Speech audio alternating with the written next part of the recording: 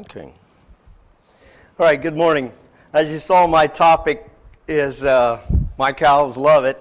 And so you know this is a testimonial part, so I'm not going to bore you with a whole lot of charts and facts and figures, and I'm going to just talk about the happy things, okay?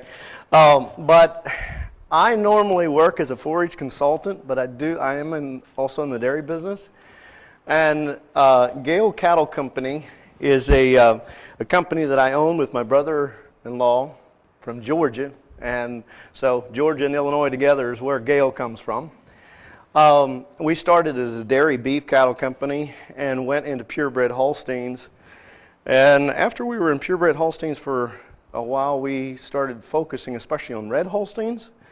And this is one of our,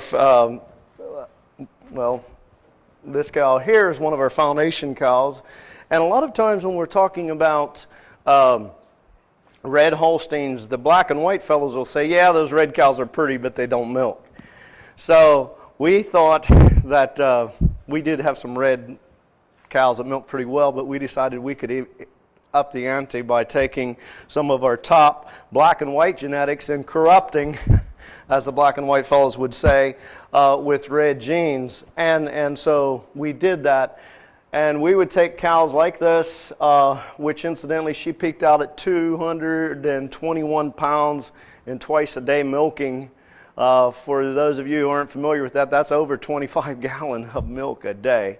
Incredible milk producer. Another 40,000 pound cow we have here, and we take those and we are breeding them to red polled genetics. So our focus at Gale Cattle Company is red polled. And you say, okay, well that's sure fine, but why are we having a cow show at the AFGC? Well, the reason is when we produce calves like this, we produce animals like this, we certainly aren't wanting to put them in an environment that is going to risk their health. When you have something that's worth as much of these girls, you do not want to burn them out. But at the same time, we are talking about numbers here, and so these animals must perform. You don't accidentally produce 40,000 pounds of milk in 305 days. That takes a lot of things clicking and a lot of things working right. But we don't want to get that production at the cost of these cows. Now, if you're feeling slighted because I'm talking dairy here, I do work with a lot of beef producers. I actually have some beef cows myself. But I work with quite a few dairy producers, and I would say that of all the beef producers, I work with, all the progressive beef producers are using these BMR 6 materials in their beef program. But the thing is, with the dairy, we have this neat thing called a milk tank. And so we struggle sometimes when we're testing these forages to find out just how good they are, okay? And we think they're better, but we come out and we feed them to cows, and we have two forages that are testing the same, but on one the cows milk more and the other they milk less. And so that milk tank becomes a really, really neat way for testing forage quality. Because we can see right away what is happening, and if we are getting a superior forage. Now, obviously, on beef animals, we're talking about putting meat on, but we're also talking about milk production there too, when we're talking on a cow-calf operation. Now, we used in the decades past, we used a fair amount of sorghum sedan, and we still do use sorghum sedan. And Tracy was talking about different ways to bring them in. In the past number of years, though, we have had more focus on Sudan grass by itself and forage sorghum by itself. And of course, you cross those two and you have your sorghum Sudan. But we are now taking this forage sorghum and looking at that as a one-cut system, very much like we're replacing corn silage with. Pretty much like we would be having our corn silage. We put it out there, we plant it, let it mature, and we cut it, and we're done, rather than the multi-cut systems that we had with the sorghum Sudan. Now, I still use the Sudan grass and sorghum Sudan, but we tend to use those in a multi-cut situation. We've got a little bit of a different nutritional package we're getting out of those, and I'll talk more about that just a bit later. So why are we looking at these, at forage sorghums now? Well, I think the first thing is the type of sorghum has changed. And in the past decades, forage sorghum as a forage was better than dirt balls and it was better than snowballs, but it wasn't really dairy quality milk. It wasn't really something that we were going to go out there and produce a lot of milk on. It just wasn't. With the introduction of these BMR traits, where we reduce the lignin in some points as much as by 50%, we're increasing the digestibility of these things to the point where now they are some of the finest feed that we can feed to our finest animals. And it's changed. It's changed hugely from what it used to be.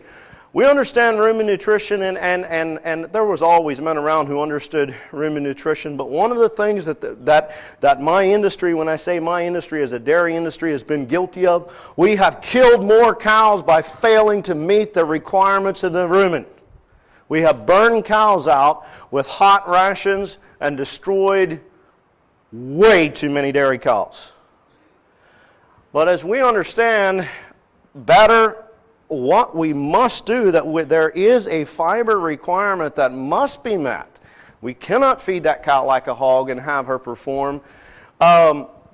We start to look at these forages, these sorghums, because they bring a very unique fiber package to us. And so it's one of the reasons why we are looking at them. Forage sorghums then, you know, the big tall stuff, and that's what we tend to think of. And by the way, this fellow in here, that's Chad Hale. He doesn't always run around in a suit and look pretty. He goes out in the field and takes notes, and he actually works pretty hard out there. He works hard in here too. But, you know, we're used to that big tall stuff, and, you know, it's going to go down. That's what we think. It's going to go down. And so generally as farmers, we're going to back away from it because we don't want it going down. That was forage then. I think if my memory serves me correct, in 2007, Ricky Rice sent me some material in little bitty bags and said, I want you to plant this stuff. I want you to look at it. I said, what is it? He said, it's forage sorghum. I'm like, why do I need forage sorghum? I got sorghum Sudan. Well, he says, I think this might become something that we look at as a possible replacement of corn silage. I was like, yeah, right. You know. But anyway, first thing I knew, forage sorghum goes down. So I went out and I planted a plot. I had 5 varieties that he sent me, and I just left them go. Because here's the deal. It had to stand. If it's not going to stand. This is Thanksgiving Day in southern Illinois. And on Thanksgiving Day, this looked exactly like I anticipated forage sorghum to look. This stuff over here was standing pretty good. Standing up there, not bad. This material here, I'm an archer. I could kneel down at the end of this row and shoot an arrow. It was planted on 30-inch rows. I could shoot an arrow down through there. There was nothing down. And I said, wow, now we got something that will stand. And that caught my attention. I took another fellow out, and he said, why would you plant this junk when you can plant corn? I said, do you have a pocket knife? He said, yes. And I went over right here to this corner of this material. And by the way, this became 74. I mean, this was 7401 in the experimental numbers. I cut a stalk off about this far above the ground. I said, put your tongue against it. He touched it with his tongue. He said, it's sugar cane. I said, that's what we're looking at. We're looking at a plant that is going to produce a lot of sugar to bring us an alternative energy source to our ration. So that's why we're looking at it. So forages now, as he was talking about, we have some, and this shot is actually in Texas on a 7,000 cow dairy. That shot there with the white on, that's on our farm. And both of those, on this side, I think yielded just a little bit under 25 ton, and that on our farm yielded just a bit over 25 ton of silage per acre. So it's just hard for us to conceive that we could take something this short and actually have it be out yielding something that tall. But it does. It happens, and we're doing it year after year after year. But here's where we're really getting to the heart of it. When we trying to find forages, and this afternoon, again, I would encourage all of you who can, that are interested in this, to be sure and come back for the presentation this afternoon, because we're going to have, Ralph Ward from Cumberland Valley, and he's going to be talking to us about his work at getting to where he can test this stuff and get us a more accurate reading of what is really in it. But one of the things we've always struggled with in the forage industry is we would have forages that would feed better, that would make more milk, and the cows would do better on them, but guess what? They didn't test better. Now that's frustrating because when it produces more milk, you know it's better, right? Of course. I mean, it's functioning better, things are working. But we struggled to get an accurate test. One of the things that we would do in the corn industry as we were looking for corns that would have better fiber in the stalks, we'd take these corns and we'd cut them off, and we're looking down here at the bottom for, you know how corn stalk looks when you cut it off? You have a real hard shell on the outside and the inside it's just white fluff, you know? We were looking for more density in the fiber on those corns. When we found more density, we said, hey, you know, we need to take a second look at it, you know. But in a corn stalk, as you cut up higher, pretty soon you lose that density. But you know what? In these sorghum plants, you can cut it off at the first and second node, and we got that density. You go to the second, or the third and fourth, fifth and sixth, seventh and eighth, ninth and 10th, we go right up through.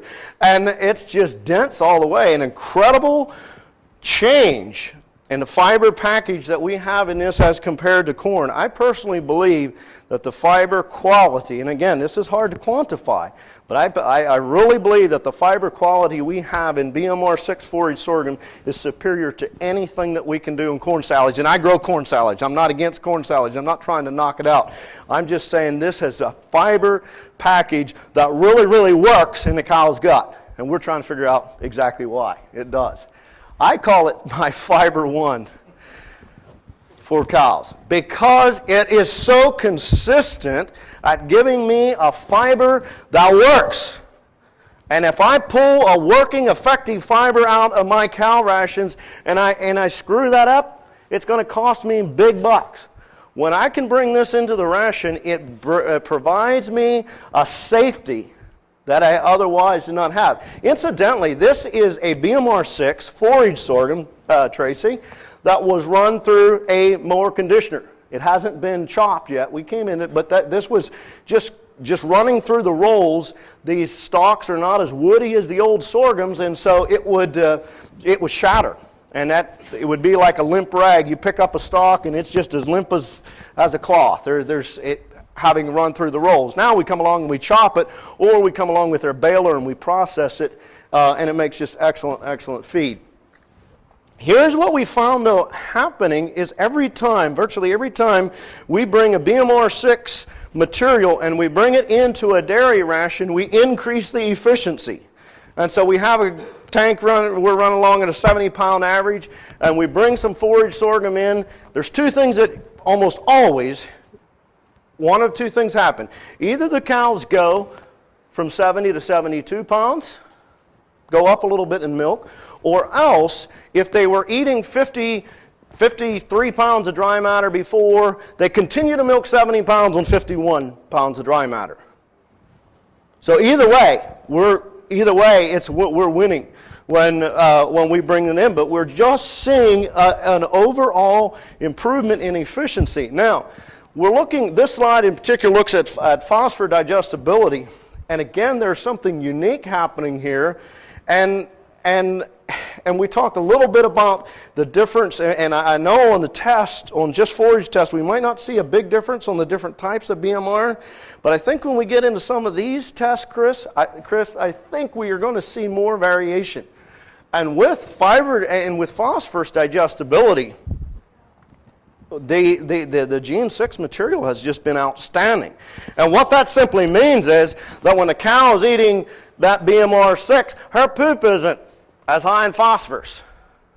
In other words, our load of phosphorus that we have coming out the back is going to be reduced because she's going to retain more.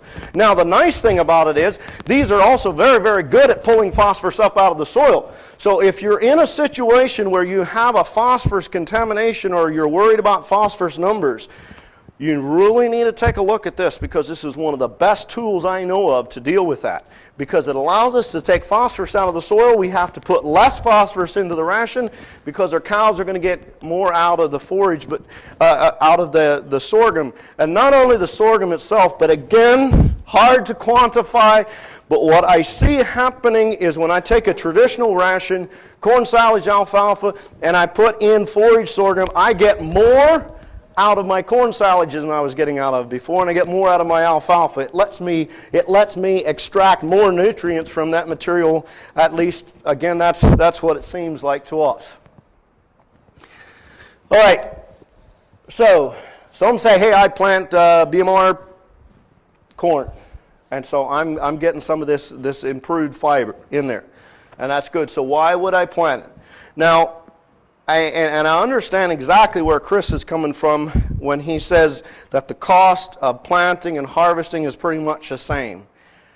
I think on the farm, one of the things we challenge our farm producers to do is to take an inventory every year of exactly what they invest. We try to make sure our dairy farmers are buying the feed from the farm, okay, so they know, because some of us dairy farmers, we need to quit farming and let somebody else farm, because if we prove it to ourselves, we prove that might be dairy farmers, we're not crop farmers. On the other hand, some are the other way, they're better crop farmers maybe than dairy farmers. But here is what I come across, and I believe it is significantly more economical than corn.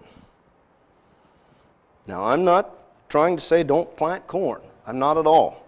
But on this slide, I'm just going to throw some figures up. Okay, and you can say, well, you can skew these out. That's right. But I consistently find this. It takes less fertilizer. I put less fertilizer on year after year after year after year to get the same ton of silage. I use less fertilizer. That's consistent. So, we can put on number there, but we're using the 2640 now.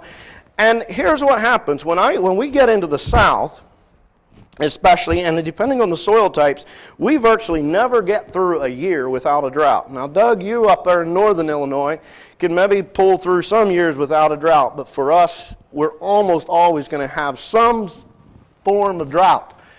And so what we have consistently happening is we're looking at 3 to 5 ton more production of silage off of our forage sorghum than we do of corn. Even a good corn, we got a decent year on corn and we get 22 ton. If we have forage sorghum out, the same thing, planted early, we're probably going to be looking at that 25 to 28 ton. So we're going to get more there. The other thing that we can do when we're talking about corn silage or sorghum silage is these are some of the cheapest feeds that we produce. And so the more of those that we can feed, the better off we are. The more of those that we can feed, the less that we have to buy off the farm, better, And so if we can feed more, because we're bringing energy in from a sugar standpoint, not just the starch, that helps us out too. And it is dramatically cheaper to plant when it comes to seed cost. And my normal life, I am in seed sales, and so that's kind of fun when we can really bring something out. That $24, by the way, is high. We can do it, forage sorghum even less than that. But we know corn is expensive. Now, the fellow who put this, and it was an associate of mine who put this slide together, he said high digestible NDFD on BMR corn and forage sorghum, no difference there. I personally do think there is a difference in that fiber package, but any way you're going to look at it, I am saying there is opportunity for significant savings. And I believe that because we've seen that on farm applications year after year, that we had significant savings. But, again, it is not a silver bullet. It's not an automatic thing. And we can go out there and we can lose money with forage sorghum just as well as we can lose money with corn. But I think what we're seeing is a little bit more of a consistency here. Now, just bringing out the aspect of the BMR again. This is a material that comes out of Penn State, and I'm sorry these numbers are pretty small, but I just simply want you to look here on the 30-hour NDF column.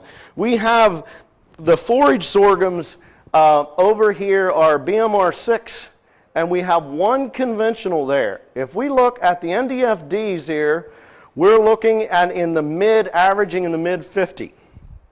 So we say an average of 55. here, and the conventional, we're looking at 45. Pretty big deal. I want to show you a plot where we ran out of nitrogen. And again, on the IVTDs here, these bottom ones are all conventional. And we've got BMR 6 right here. So we're looking in the upper 20s on that versus 41. It's a big deal? Well, yeah, it's a really big deal, because let's take now a 1,300-pound cow, and let's just say she's milking 80, 90 pounds, you pick. There are certain things when she's consuming her 50 pounds of dry matter, there are certain requirements that she has before she starts producing milk. She's got to have maintenance, she's got to take care of herself. So we're looking at heat, we're looking at things going out in gas and urine, and then we're going to have some undigested that is going to be coming out the tailpipe. And so whatever's left over then can go to milk production. So let's just say we're looking at our TMR there, where we're having 26% of that is actually going into milk production. If we can increase the digestibility of the forages, what things change in this picture? If I can improve a couple of points of digestibility, what is going to change on that picture?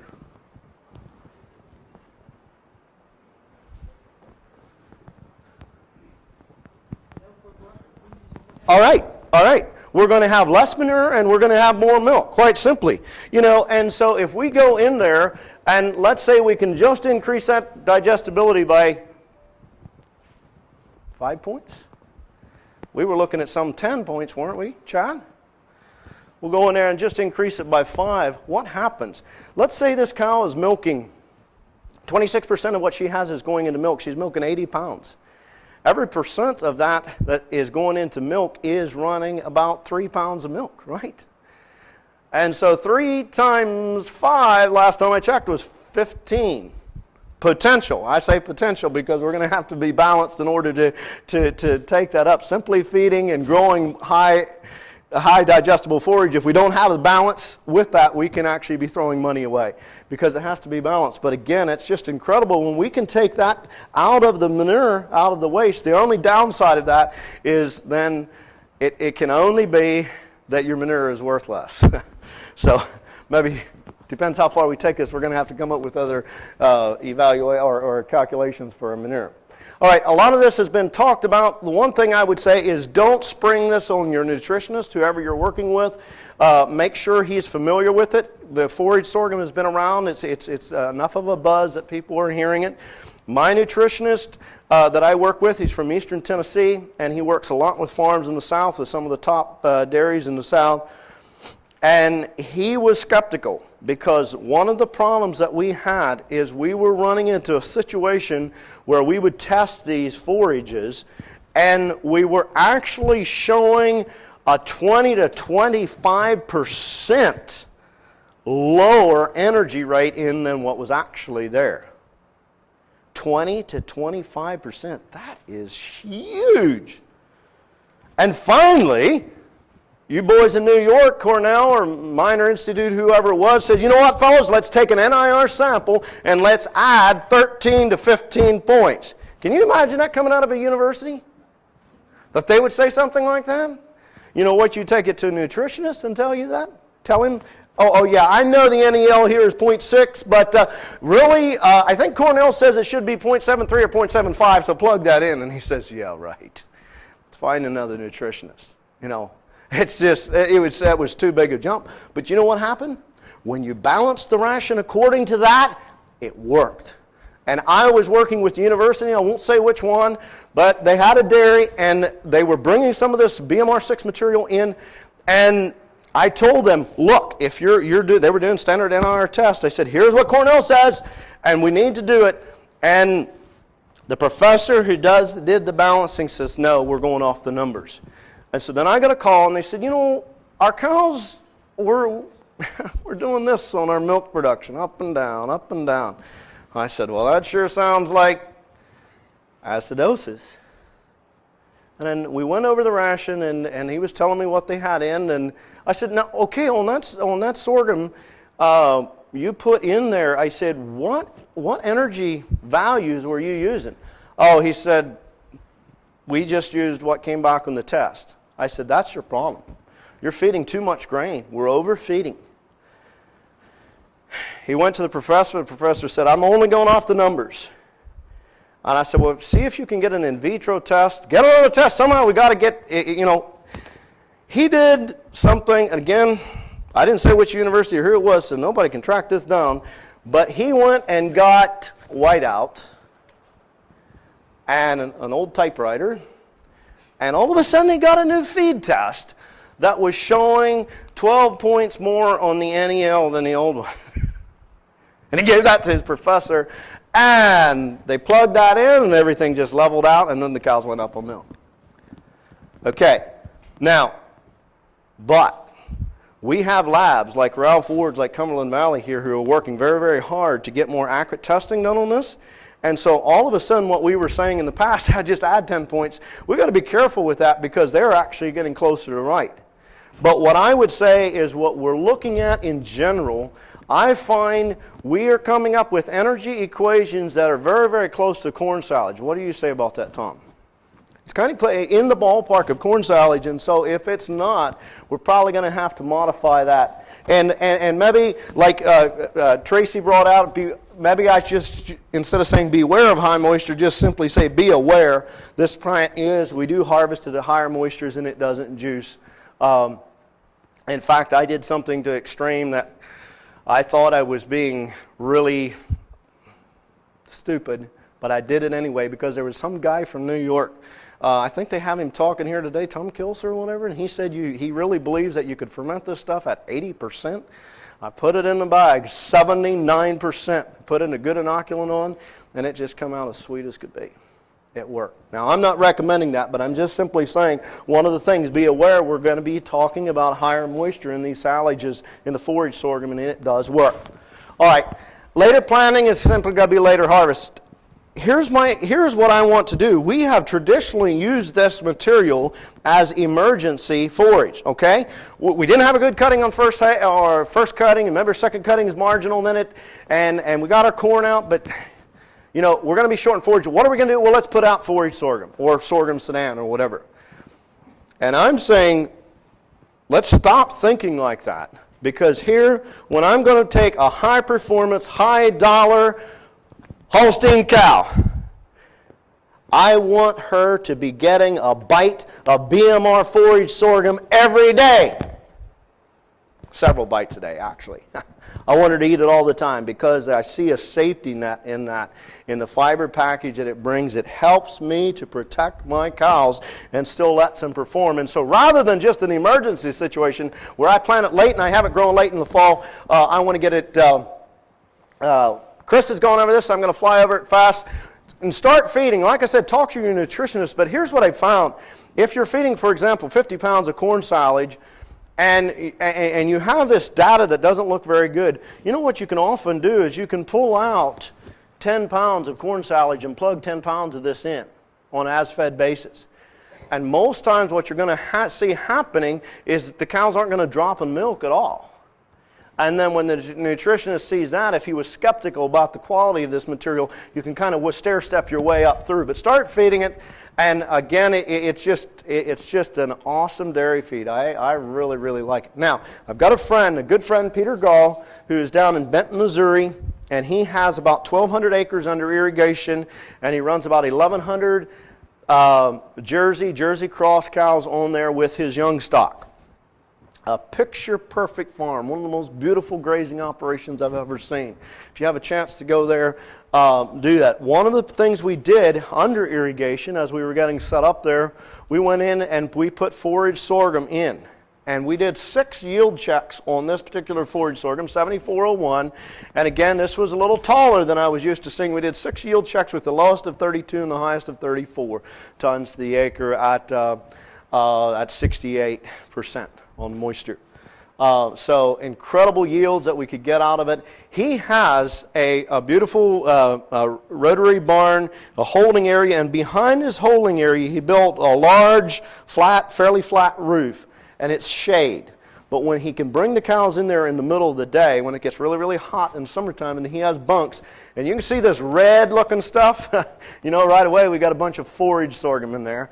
And so these cows are out grazing ryegrass pastures. They come in and they have a snack of this, and it works really, really well. One other thing, I've got 2 minutes left, and in that I simply want to say, obviously with the sorghum Sudan and the Sudans, we can graze them, and Peter uses those in the summer slump to get through. He really likes good milk production there. But as a heifer feed, now there's one thing I love to do, and that is to grow a good heifer. It's fun growing good heifers. And you know what? If I can grow my forage or sorghum Sudan or Sudan, we've actually had a situation last year where we were feeding our heifers from 700 pounds up. They were getting all they could eat, BMR forage sorghum. I normally like to do Sudan. All they could eat forage sorghum, 1 pound of protein supplement with vitamin and mineral pack in, and that was all. And we got excellent gains on them, and they were just not fat, almost fat. But corn salads, you do that in corn salads, they're going to be butterballs. They're going to be way, way too fat. This is stuff where we can really build frame, and for your beef guys, especially backgrounding, it's great for that. One thing, if you are grazing and it does get away from you, take a four-wheeler or something, run through, just smash it down. You can put your brake wires in and have a really good way. The last thing is, this is a shot of Peter's farm. That picture-perfect place was a tree farm before. He went in there and cleaned up thousands of trees, and we actually planted over 200 acres of it that he didn't have anything else to put in there, so we put a BMR 6 sorghum Sudan in, and we left it grow up. We mowed it off, left it grow up one more time, and we worked it back in the soil. Incredible soil building properties. And when we look at the root mass of the forage sorghum, there's another thing that we do, and somebody was talking the other day, and he was talking about the warm and fuzzies when he had those earthworms up there. Soil health is so important. One of the greatest atrocities I think that the American agriculture has done is when we have destroyed our soils. Our soils are the only thing that we've got left, and we need to be concerned about soil life. This is a crop with the root mass that we can grow in. We can be getting a lot of production off the land, but with proper fertility and proper crop rotations, we can build our soils at the same time we're getting that tonnage. I'll stop there.